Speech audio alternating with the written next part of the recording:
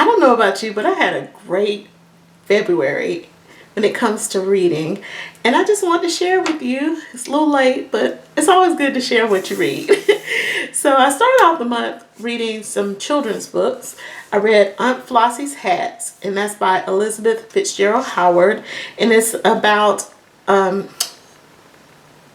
young girls who go to visit their great aunt, and they are trying on her hats, and she always has a story about those hats. Aunt Flossie does.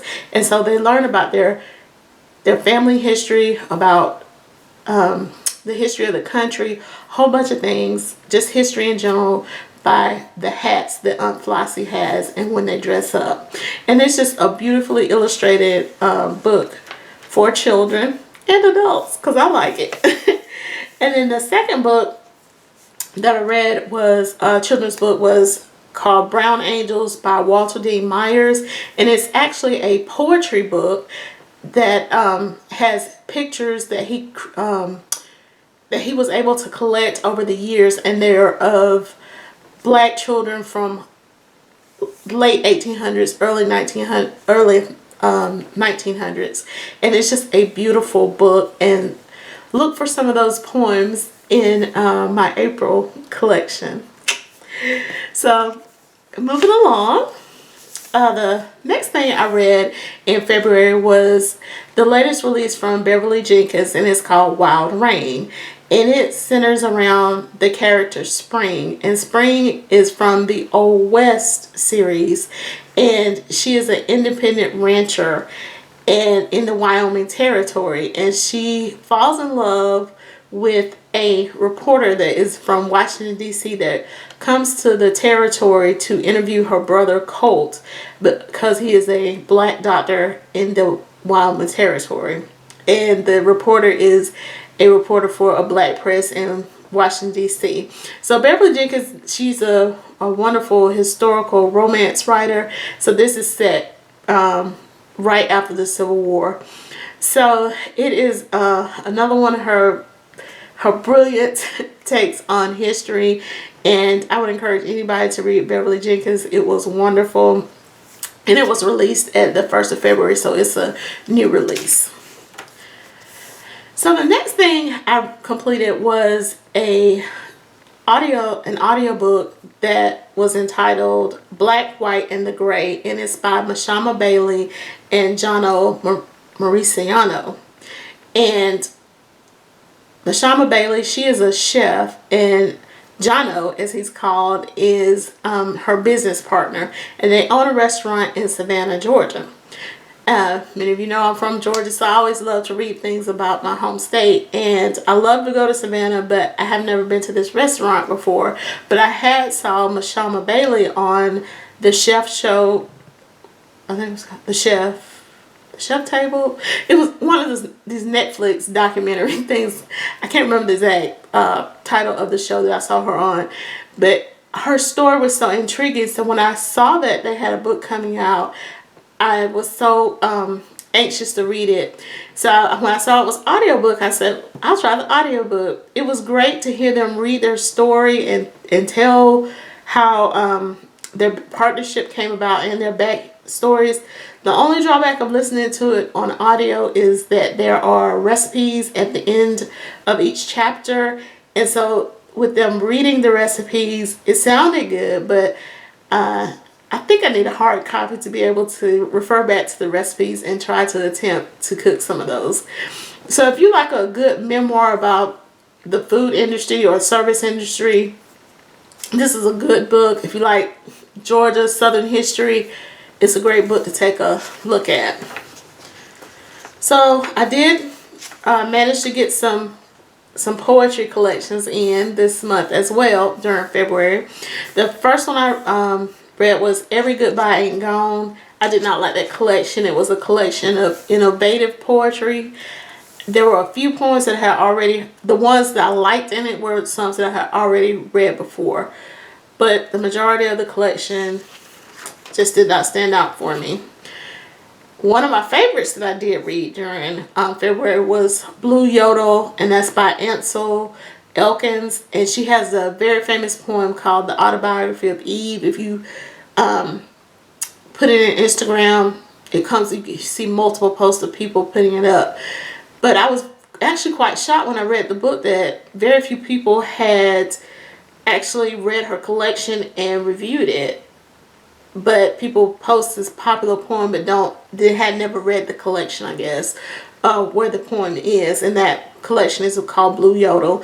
And Miss Elkins, she is from Alabama, so she's a southern writer, and that comes through in her poetry because she writes about children disappearing in the Delta. She talks about a traveling preacher. She just has all these topics that are very central to living life in the South. It's just a beautiful collection. Definitely will be seeing some poems from her in April. The next poetry collection I read was Trouble the Water, and that's by Derrick Austin. And I actually saw Britt Bennett. She recommended that collection, and so I wanted to check it out. And he fuses jazz, art, history, so many topics into his poems, and I can see why that would be a favorite of Britt Bennett, with her being an artist, a writer. Their styles very much match, and I really enjoyed that. So Trouble the Water by Derrick Austin, I also recommend that collection. I think I might have a poem or two by him as well during April. So moving on, I did have another nonfiction book that I read during February, and that was The Black Church by Henry Louis Gates, and I received that from NetGalley as for review. I was a little shocked at my reaction to that nonfiction book. I thought I was going to love it. I'm a product of a black church. I love the work that Henry Louis Gates, and I was like, so I was like, ooh, this is going to be a great match. It really wasn't, because the book is just a general overview of the black religious experience in America. So for me, I was looking for something a little bit more meatier, more in-depth examination of it. And he also, the same week that the book came out, PBS put out a documentary of the same name, and many of the quotes many of the passages from the book are direct quotes from the documentary. So it's a great book to commemorate the documentary. But as far as like having an in-depth look into the black religious experience, this book doesn't do it. But it does have an awesome recommended reading list at the end of it. So I plan on going through it because I saw some heavy hitting names in that, and I was like, that's where I need to be. Wasn't too much a fan of the actual book.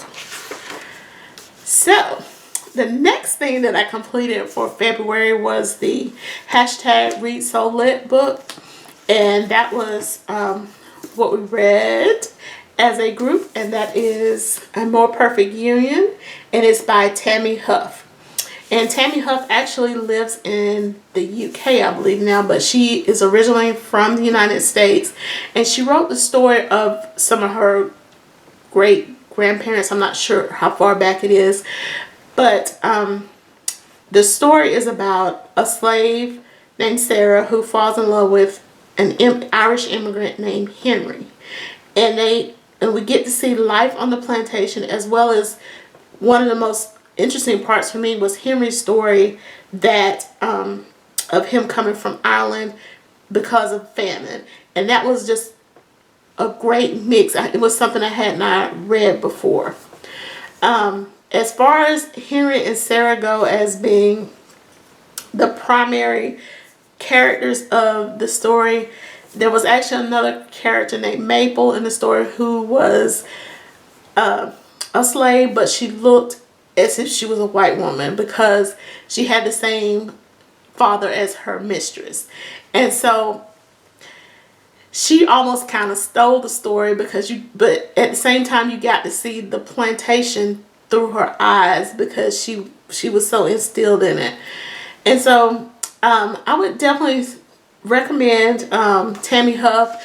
I had never read anything, but I wasn't aware of her until Dee Dee picked it for our book, and it was awesome.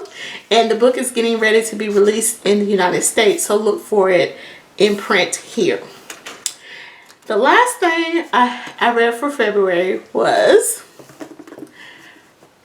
guess it was a Toni Morrison book, and that is Song of Solomon.